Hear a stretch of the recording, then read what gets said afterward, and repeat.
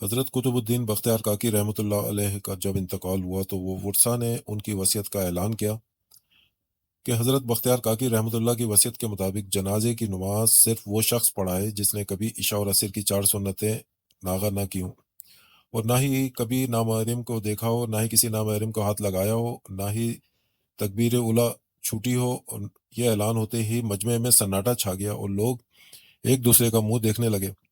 کچھ دیر کے بعد سلطان شمس الدین التمش یہ کہتے ہوئے نماز پڑھانے کے لیے آگے بڑھے، افسوس خواجہ صاحب خود تو چلے گئے لیکن میرا راز فاش کر گئے۔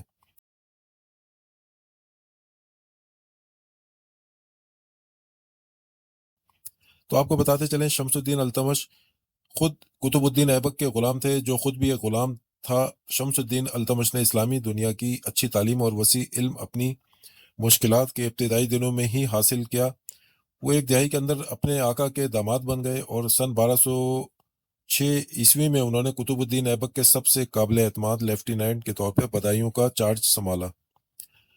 شمس الدین التمش نہ صرف ایک سپاہی تھے بلکہ تخلیقی ذوق کے حامل انسان بھی تھے۔ وہ اکثر جنگ و جدل میں مشغول رہتے اور بخوشی اپنی سرپرستی اور متقیوں اور عالموں تک کرتے تھے۔ وہ خوبصورت ذہن، سمجھدار اور بہترین طبیعت اور آداب کے مالک تھے۔ وہ انصاف پسند، مہربان، غیر جانبدار اور پرجوش جنگجو بھی تھے۔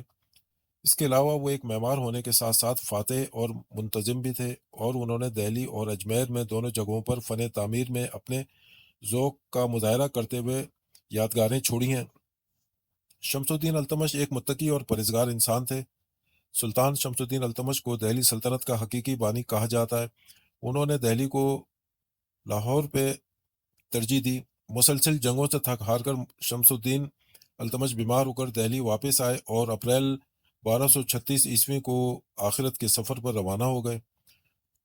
ان کو اس شاندار مقبرے میں دفن کیا گیا جو انہوں نے دہلی میں اپنے لیے خود بنوایا تھا، جو ان کا حکمرانی کا مرکز تھا، اور وہ ایک مضبوط اور قابل حکمراں ثابت ہوئے جس نے ہندوستان پر 26 سال حکومت کی۔